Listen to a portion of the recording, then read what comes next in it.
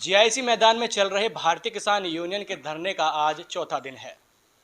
लगातार किसान आ रहे हैं और वहां पर ही तंबू गाड़ कर रहना शुरू कर दिया है, जिनकी मांग है कि किसानों के गन्ने का भुगतान कराया जाए और जो पेमेंट घोषित नहीं किया गया है वो घोषित किया जाए, और जो आवारा पशु है उनकी समस्या है।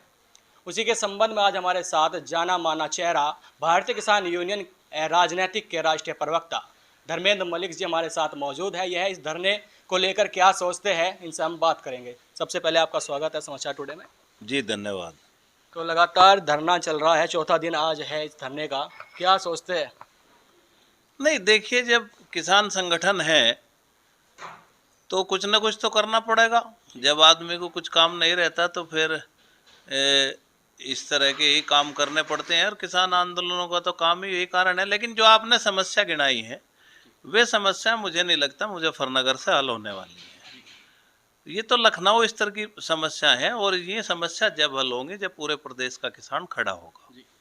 अभी कुछ दिन पहले उन लोगों की लखनऊ में पंचायत थी, तो अगर इन विषयों पर काम करना था तो उस पंचायत को कंटिन्यू करना चाहिए था। बाकी उनकी सोच समझ है, उनका अपना संगठन है, उनका अपना विचार है, लेकिन जिला स्तर की ये कोई समस्या मेरे हिसाब से नहीं है। प्रदेश सरकार पर दबाव बनाने के लिए कोई एक जनपद से नहीं, पूरे प्रदेश में फिर आंदोलन की आवश्यकता है कि गन्ने का मूल्य घोषित हुए, तमाम जो विषय हैं।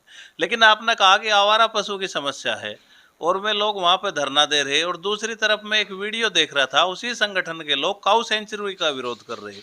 तो इन किसान नेताओं के जो डबल स्टैंडर्ड है, इससे भी लोगों को समझना पड़ेगा।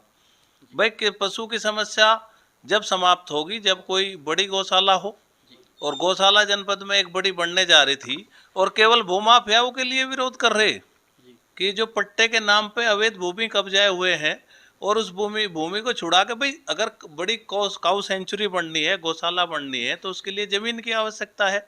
आज की तारीख में जमीन के रेट इतने हैं कि जो सरकारी जमीन है उन्हीं पे निर्माण हो सकता है। तो अगर आवारा पशुओं की समस्या है तो सबसे पहले उन्हें उसको काऊ सेंचुरी के निर्माण के कार्य को समर्थन करना चाहिए और कहना चाहिए कि ये किसानों के लिए अच्छा काम हो रहा था। लेकिन मैंने सुना कि वे कह रहे हैं कि नहीं बनने नहीं चाहिए, वो फला गांव में बननी चाहिए। तो इसका मतलब कहीं ना कहीं किसान तो बहाना है। जी, एक तरफा तो आवारा पशुओं का वे विरोध कर रहे हैं, दूसरी ओर काऊ सेंचुरी जो बन रही है उसका भी वो विरोध कर रहे हैं। नहीं, मैंने बताया ना कि काऊ सेंचुरी का विरोध कर रहे और आवारा पशुओं से निजात की मांग कर रहे, तो ये दोहरी नीति कैसे? काऊ सेंचुरी बनेगी तो आवारा पशुओं का समाधान होगा। इस धरने में लगातार जो जनाधार बढ़ता जा रहा है, जनपद मुजफ्फरनगर के अलावा भी और जिलों से किसान आने शुरू हो गए हैं। वो तो संगठन है, हर जिले में बॉडी है तो लोग आ जाते हैं, और जनाधार कम है या ज़्यादा है इस पर मैं कोई टिप्पणी नहीं करना चाहूँगा। लेकिन 5 सितंबर का इतिहास गवाह है, मुझे ऐसी कोई स्थिति वहाँ दिखाई नहीं दे रही। तो क्या लगता है गाजीपुर बॉर्डर का इसको ये रूप दिया जा रहा है? गाजीपुर बॉर्डर देश में पंजाब और हरियाणा के किसानों ने चलाया है दिल्ली का धरना। अगर किसी को वहम हो तो वो उनका वहम निकल जाएगा।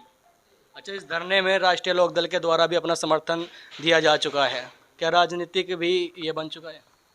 आजकल तो मैं देख रहा कि राष्ट्रीय लोकदल के पदाधिकारी हर जगह उनके साथ होते हैं, और किसान आंदोलन के इतिहास में हमेशा ये रहा है कि राजनीतिक लोगों को दूर रखा गया। मुझे तो अब लगता है कि दोनों लोग इकट्ठे ही मिलकर चला रहे। जी, तो क्या आप भी समर्थन दोगे इसमें? किसान मुद्दे को लेकर हमारी लड़ाई जारी है।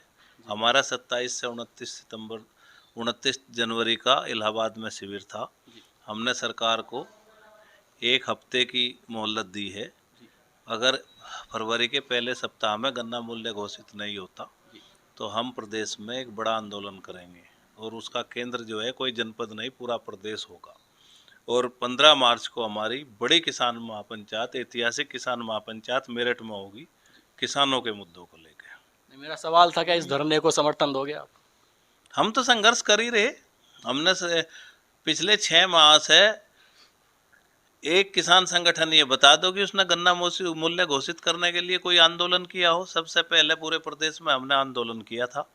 उसके बाद हम गन्ना आयुक्त से भी मिले, माननीय मुख्यमंत्री जी को भी अपनी मांग से अवगत कराया, और अभी इलाहाबाद में जो किसान पंचायत थी उसके माध्यम से भी हमने ज्ञापन दिया है कि गन्ने का समर्थन मूल्य घोषित किया जाए।